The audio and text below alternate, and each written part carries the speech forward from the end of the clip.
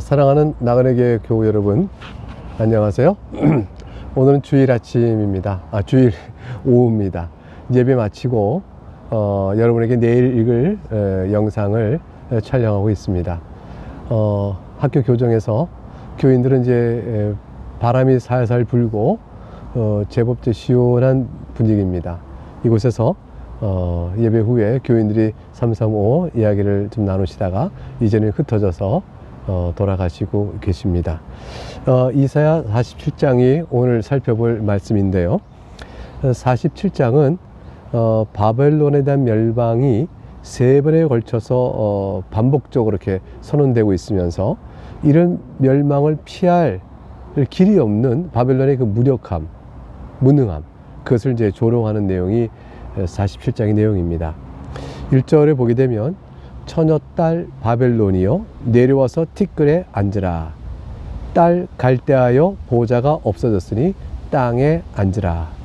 네가 다시는 곱고 아리답다 일컬음을 받지 못할 것임이라.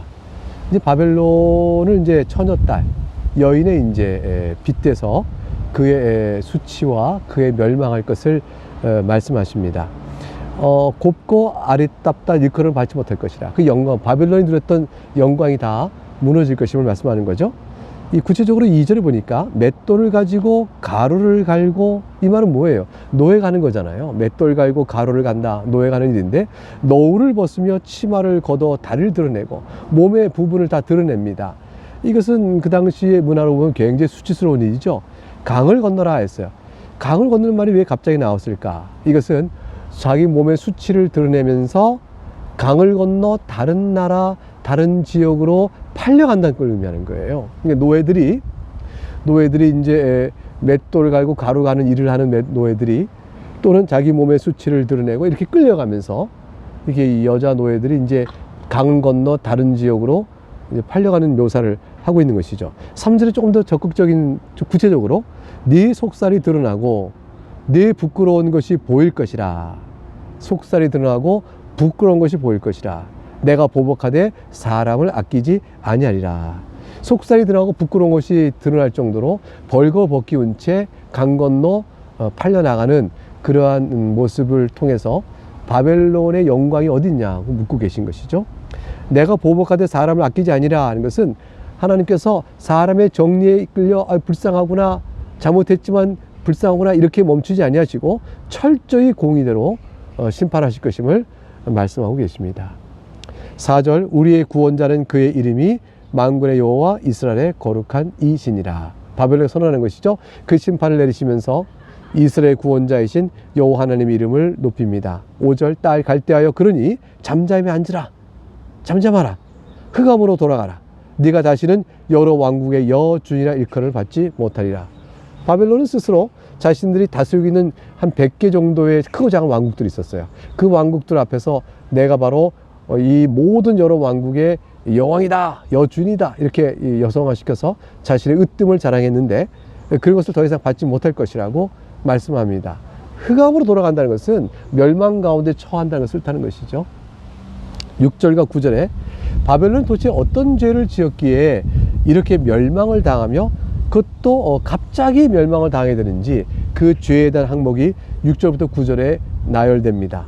6절 전에 내가 내 백성에게 노하여 내 기업을 욕되게 하여 그들을 네 손에 넘겨주었거늘 네가 그들을 긍휼히 여기지 아니하고 늙은이에게 내 멍에를 심히 무겁게 메우며 말하기를 내가 영영이 여주인이 되리라 하고 이 일을 네 마음에 두지도 아니하며 그들의 종말도 생각하지 아니하였도다. 내 백성에게 내가 내 백성을 잠시 진노하여 그거를 너의 손에 넘겨준 것이다. 이건 징계였다. 근데 네가 그들을 긍휼히 여기지 않고 늙은이에게도 멍에를 심히 메울 만큼 함부로 대하며 너무 가혹하게 대했다. 그러니 너는 스스로 어떤 종말을 처할지를 생각지도 않은 자였구나. 그것을 하나님이 책망하십니다. 바벨론의 어리석음은 이스라엘이 자신의 포로가 된 것이 여호와 하나님의 무능력 때문이 아니라는 것을 몰랐어요. 이게 징계를 위해서 넘겨준 것인데 스스로 교만하여 자신들의 종말은 어떻게 될지도 알지 못하고 만약 이스라엘이 이런 잘못을 통하여 하나님의 징계받아 포로가 되었다면 자신들은 얼마나 악을 많이 행했으니 어떠한 심판을 받게 될 것인가, 이렇게 생각을 해야 되는데 그런 건 전혀 생각지 못하고 자신들의 종말에 대한 교훈도 받지 못하였다. 8절, 그러므로 사치하고 평안히 지내며 마음에 이르기를 나뿐이라 나 외에 다른 이가 없도다. 자기가 당할 종말은 생각지도 못하고 교만하여 이르기를 내가 스스로 나 외에는 다른 이가 없다. 이건 하나님께서 하시는 말씀이잖아요. 하나님께서나 가능한 말씀을 스스로 자신에게 뇌아리며 그 교만이 하늘에까지 다 닿은 거죠. 나는 과부로 지내지도 아니하며, 왜? 전쟁 나서 맨날 승리할 테니까. 남편을 잃어버릴 리 없죠. 자녀를 잃어버리도 모리라 하는 자요, 내 자녀도 나가서 전쟁에 죽지 않을 것이라, 승리할 테니까 너는 이제 들을지어다.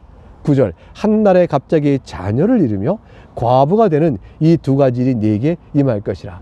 남편도 전쟁 나가 죽고 자식도 전쟁 나가 죽는 일, 즉 패배당하는 일이 한 번에 이루어질 것이라.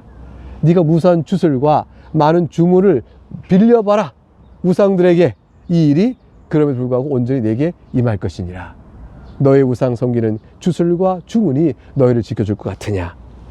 10절과 11절, 바벨론은 자신이 받을 멸망의 근원을 모르고 물리칠 능력이 없으며 언제 임할지 모른다고 말합니다. 즉 하나님께서 저들이 당할 그 멸망이 어디서부터 오는 것인지, 언제 임할 것인지, 이걸 어떻게 대처할 것인지, 그거에 대해 하나도 모른 채 무능력하게 당할 것이라고 10절 11절에 하나님께서 조롱하세요. 네가 10절, 네 악을 의지하고 스스로 이르기를 나를 보는 자가 없다 하나니 네 지혜와 네 지식이 너를 유혹하였습니다. 네 마음에 이르기를 나뿐이라 나 외에 다른 이가 없다 하였으므로. 지식과 지혜가 너무 교만해졌어요. 바빌론은 자신이 천하의 지식을 다 갖고 있다라고 생각해서 너무 교만해져서 나밖에 없다라는 우쭐됨으로 그렇게 있었죠. 악을 의지하고 누가 날 보겠냐, 내 지혜를 따라가겠냐, 이런 생각을 했던 것이죠.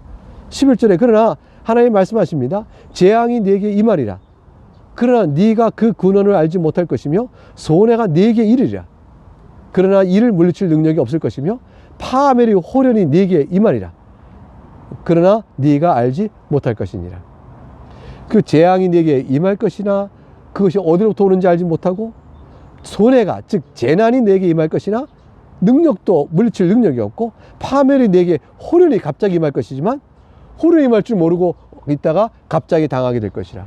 내일 그리 될 줄 모르고 오늘 평안하다가 당하게 될 것이라는 말씀이죠. 12, 13절에서 바벨론에게 하나님께서 말씀합니다. 그러니 어디서 오는지도 모르고 또 대처할 능력도 없고 갑자기 언제 임할지도 모르는 그 재난을 네가 한번 막아봐라 하고 말씀하시는 겁니다. 12절, 이제 너는 젊어서부터 힘쓰던 주문과 많은 주술을 가지고 맞서보라. 혹시 유익을 얻을 수 있을런지, 혹시 놀라게 할 수 있을런지 맞서보라. 주문과 주술로 한번 해봐라. 주님이 조롱하시는 거죠. 13절, 네가 많은 계략으로 말미암아 피곤하게 되었도다. 하늘을 살피는 자와 별을 보는 자와 초하룻날에 예고하는 자들에게 일어나 네게 임할 그 일에서 너를 구원하게 하여 보라. 바벨론의 모든 지략과 또 지혜를 자랑하는 술사들, 점성가들, 우상숭배 제사장들 다 불러 모아서 주문과 주술, 계략과 별을 살피고 하늘을 살피고 해서 내가 너에게 행할 이 재난과 재앙과 멸망을 한번 막아보라고 조롱하십니다. 소용없지요? 이런 일이 소용이 없습니다. 하나님이 역사의 주권자고 그가 행하신 일, 바벨론이 그런 것을 어떻게 막겠습니까? 바벨론에 바벨론 된 것도 하나님께서 이스라엘을 징계하시기 위하여 쓰신 것이거늘 그들이 교만하여 악을 행하니 저들이 심판날에 스스로 어떻게 자기를 지키며 방어할 수 있겠습니까? 14절 15절 말씀 마지막 두 절입니다. 바벨론은 어떠한 방법을 강구해도 패망을 결코 피하지 못할 것임을 강조해 주신 말씀으로 오늘 본문의 말씀은 끝납니다. 14절, 보라 그들은 촉에 같아서 불에 타리니 그 불꽃의 세력에서 스스로 구원하지 못할 것이라. 지푸라기처럼 불에 타버리니 지푸라기가 불에서 어떻게 스스로 건지겠어요? 이 불은 덥게 할 숯불이 아니요 그 앞에 앉을 만한 불도 아니냐. 하나님이 내리시는 불의 재앙은, 그 심판은 몸을 따뜻하게 할 만한 그런 가벼운 재앙이 아니라는 것이에요. 다스릴 만한 불이 아닌 것이죠. 유익을 위한 것이 아니에요. 심판을 위한 것인데 그건 그 앞에 앉을 만한 불도 아니니 모든 것을 태워버릴 불이죠. 쇠도 녹여버릴 불입니다. 용광로 같은 불입니다. 모든 걸 소멸하는 불이죠. 견딜 수 없는 무서운 심판의 불인 것입니다. 히브리서 10장 31절에 살아계신 하나님의 손에 빠져 들어가는 것이 무서울진저 했던 바로 그 불입니다. 그 불에서 스스로 바벨론이 자기가 쓸 가기를 건져낼 수 있겠습니까? 15절, 네가 같이 힘쓰던 자들이 네게 이같이 되리니 어려서부터 너와 함께 장사하던 자들이 각기 제 길로 흩어지고 너를 구원할 자가 없으리라. 너희 가운데 너를 지켜줄 만한 자들, 힘쓰던 자들, 용사들이 다 주님이 내리신 불에 타 죽을 것이요 제각기 뿔뿔 흩어져 무력하게 될 것이므로 누가 너를 구원해 주겠느냐. 너를 구원할 자는 없을 것이라. 하나님께서 내리신 말씀입니다. 이 말씀이 내려지면 그대로 실행이 됩니다. 바벨론은 과연 그렇게 멸망당한 후 지금까지 역사 속에 다시 일어나지 못하였습니다. 사랑하는 교우 여러분, 우리를 향한 주님의 구원은 이렇게 견고합니다.